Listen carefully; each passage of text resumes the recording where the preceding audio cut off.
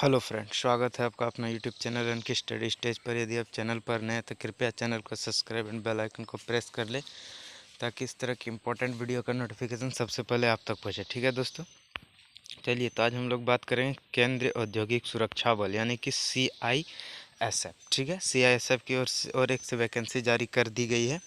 ठीक है, constable, fire constable का। ठीक है, तो चलिए देखते हैं हम लोग। और उससे पहले इसका जो लिंक है मैंने वो अपना डिस्क्रिप्शन बॉक्स में, यूट्यूब के डिस्क्रिप्शन बॉक्स में दे दिया है। ठीक है, और जो टेलीग्राम चैनल का लिंक है वो भी दे दिया, वहाँ से आप उसको जरूर ज्वाइन कीजिए ताकि इस तरह इंपॉर्टेंट वीडियो का नोटिफिकेशन मिले और वहाँ आपको PDF भी प्रोवाइड करा दिया जाएगा। ठीक है, तो चलिए शुरुआत करते हैं हम लोग।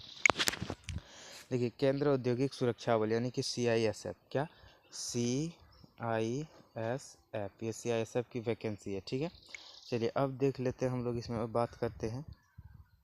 ठीक है, तो देखिए, ऑनलाइन आवेदन पत्रों को जमा करने की तारीख 31/8/2024 से स्टार्ट होकर 30/9/2024 तक चलेगी, यानी कि 31 अगस्त से लेकर 30 सितंबर तक ये रहने वाली है। ठीक है, इसको फॉर्म फिलअप आप लोग कर सकते हैं। ठीक है, चलिए, और ये अगर एक इम्पॉर्टेंट जानकारी देखें तो ये लेवल 3 है, इसका जो सैलरी रहेगा वो 21,700 से लेकर 69,100 है। ठीक है, चलिए, इसका जो फॉर्म जो भरा जाएगा वो केवल ऑनलाइन माध्यम से ही स्वीकार किया जाएगा। ठीक है, इसके बाद इसका जो आपका फर्स्ट स्टेज में जो एग्जामिनेशन होगा वो आपका होगा PET यानी कि शारीरिक मानक दक्षता परीक्षण। ठीक है, होने वाले हैं।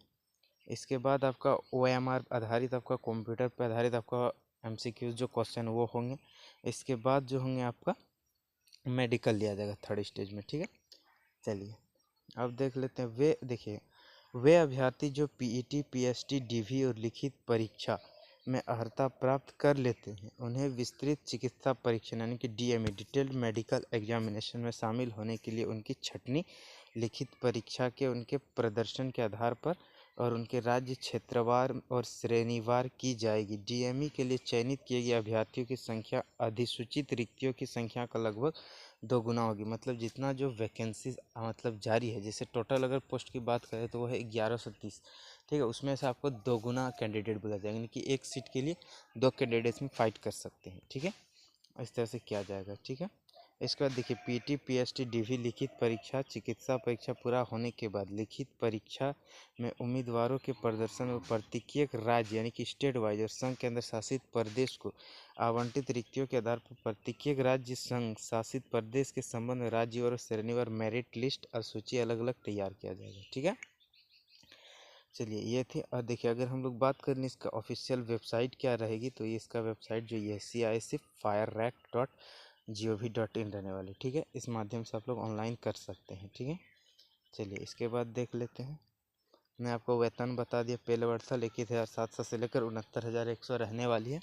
अगर बात कर ले अलग अलग स्टेट का सीट के बारे में तो देखिए, यहाँ रिक्तियों का विवरण निम्न अनुसार दिया गया। ठीक है, अंडमान निकोबार, दोनों अंडमान और निकोबार से देखिए एक भी सीट नहीं है। ठीक है, इसके बाद आंध्र प्रदेश, इसमें आंध्र प्रदेश को हर एक स्टेट को मतलब इस हिसाब से डिवाइड किया गया कि एक होता है संपन्न राज्य यानी कि जो नक्सल प्रभावित कभी नहीं था। ठीक है, और एक है नक्सल और आतंकवाद प्रभावित राज्य के अंदर जिलों को बांटा गया है। ठीक है, तो देखिए इस तरह का आपको सीट यहाँ वैकेंट दिया हुआ है। ठीक है, तो आप लोग इसको आराम से देख ले। जैसे मैं कुछ कुछ का यहाँ बता देता हूँ, जैसे झारखंड का एक है संपूर्ण राज्य यानी कि जो नक्सल प्रभावित नहीं है। ठीक है, और एक है नक्सल और आतंकवाद, तो यहाँ जनरल का है आपका 7 संपन्न राज्य और नक्सल प्रभावित से है 12। ठीक है, और यहाँ 2-3 आपका EWS का रहेगा, फिर आपका अत्यंत पिछड़ा वर्ग का रहने वाला है, फिर SC ST या ST का ये अनुसूचित पिछड़ा वर्ग का है। ठीक है, अत्यंत पिछड़ा वर्ग फर्स्ट का है। टोटल कितना, एक है 18 संपन्न राज्य से और नक्सलवाद से कितना है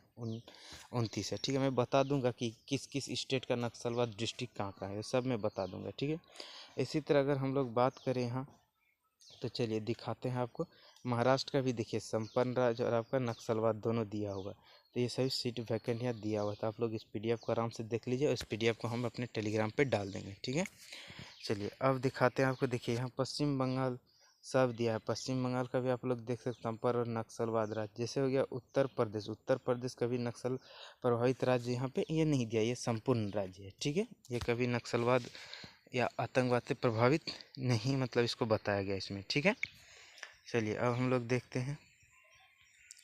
देखिए क्या दिया है यहाँ, एक इम्पॉर्टेंट जानकारी है, इसका वेबसाइट इसी के माध्यम से आपको ऑनलाइन करना है। और यहाँ देखिए 10% रिक्तियाँ भूतपूर्व सैनिक यानी कि पहले से जो सेना में रह चुके हैं उनके लिए 10% रिजर्वेशन रहने वाली है। ठीक है, चलिए और हम लोग देखते, अब देखिए यहाँ कौन कौन इसको फॉर्म भर सकता है। ठीक है, देखिए शैक्षणिक अर्हता जो है ये अभ्यर्थियों को ऑनलाइन आवेदन प्रपत्र प्राप्त करने की अंतिम तिथि को अथवा उससे पहले विज्ञान विषय के साथ यानी साइंस सब्जेक्ट के साथ मान्यता प्राप्त बोर्ड या विश्वविद्यालय से 12वीं कक्षा पास होना अनिवार्य होगा, यानी कि आपको 12th पास होना अनिवार्य है। ठीक है, तो आप लोग देख लीजिएगा। ठीक है, साइंस सब्जेक्ट से आपको 12th पास होना अनिवार्य है। ठीक है, इसके बाद फॉर्म भरने की आयु सीमा की जो गणना की जाएगी वो ऑनलाइन आवेदन प्राप्त पत्र होने की अंतिम तिथि 30/9/2024 को 18 से 23 वर्ष, अभ्यर्थी का जन्म 1/10/2001 से पहले और 30/9/2026 के बाद नहीं होना चाहिए। 1/10/2001 से पहले यानी कि 2001 से पहले जिसका भी जन्म है वो इसको नहीं भर सकते। ठीक है, इसके बाद 30/9/2006 के बाद जिसका हुआ है वो भी इस फॉर्म को नहीं भर सकते हैं। ठीक है, अब देखिए यहाँ बात करें तो विभिन्न ऊपरी आयु निम्न छूट जो मिलेगा एज में वो इस हिसाब से मिलेगा। ठीक है, देखिए क्या दिया है, SC/ST को 5 वर्ष की छूट मिलेगा, OBC को 3 वर्ष की मिलेगा इसमें। ठीक है, भूतपूर्व सैनिक को सैन्य सेवा घटाने के पश्चात 3 वर्ष दिया जाएगा। ठीक है, और यहाँ 1984 के दंगों और गुजरात में 2002 के सांप्रदायिक दंगों में मारे गए मृतकों के बच्चों और आश्रित को जो है इन हिसाब से आपको एज में रिलैक्सेशन मिलने वाली है। ठीक है, अब देखिए यहाँ एक इम्पॉर्टेंट जानकारी दी है 6.3 में, अभ्यर्थियों को यह नोट करना चाहिए यानी कि ध्यान देना चाहिए कि केवल मैट्रिकुलेशन सेकेंडरी स्कूल परीक्षा प्रमाण पत्र में दर्ज की गई जन्म तिथि और नाम को ही आयु और नाम निर्धारित करने के लिए स्वीकार किया जाएगा। जन्म तिथि अथवा नाम में किसी परिवर्तन के लिए किसी तदनुरूपी अनुरोध को स्वीकार नहीं किया जाएगा। यानी कि जो आपका यानी कि सीधा से कहे जाए तो आपका जो 10th क्लास के सर्टिफिकेट में जो भी नाम है आप उसी को देकर फॉर्म फिलअप करेंगे। ठीक है, क्योंकि वही आपका स्वीकार किया जाएगा। ठीक है, चलिए अब हम लोग क्या बात करेंगे, और आप लोग इस PDF को पढ़ लीजिएगा, मैं बताऊंगा तो वीडियो काफ़ी लंबी हो जाएगा। भूतपूर्व सैनिकों से तात्पर्य उस व्यक्ति से है। देखिए यहाँ सारा बता दिया कि किसको भूतपूर्व सैनिक कहा जाएगा। ठीक है, चलिए अब हम लोग देख लेते हैं। यहाँ देखिए आवेदन कैसे करे दिया है, तो इस वेबसाइट के माध्यम से आपको ऑनलाइन करना है। ठीक है, और देखिए यहाँ आपका जो फ़ी जो लगेगा वो 100 रुपया लगने वाला है, 100 रुपया मात्र। ठीक है, और एक इम्पोर्टेंट जानकारी, आवेदन प्रपत्र में सुधार के लिए विंडो आपका 10/10/2024 से 12/10/2024 को मिलेगा करेक्शन के लिए फॉर्म में, अगर आप कोई गलती करते हैं तो। ठीक है, आपका जो रिटर्न एग्जाम जो होगा उनका सिलेबस यानी कि सेक्शन ए में आपका सामान्य बुद्धिमत्ता और तर्क रीजनिंग से 25 क्वेश्चन रहेंगे, 25 मार्क्स। ठीक है, भाग बी में सामान्य ज्ञान और जागरूकता यानी कि GK GS से 25 क्वेश्चन रहने वाले हैं। ठीक है, 25 क्वेश्चन 25 मार्क्स, और प्रारंभिक गणित है 25 क्वेश्चन 25 मार्क्स। ठीक है, इसके बाद आपका अंग्रेजी या हिंदी दोनों रहेंगे, अंग्रेजी या तो आप अंग्रेजी या हिंदी दोनों में इसको एक दे सकते हैं, 25 50 तो। ठीक है, 25 क्वेश्चन रहेंगे और 25 मार्क्स मिलेगा। समय सीमा जो रहेगा आपका वो 120 मिनट का समय रहने वाली है। ठीक है, 120 मिनट का आपका अवधि रहेगा एग्ज़ाम की। ठीक है,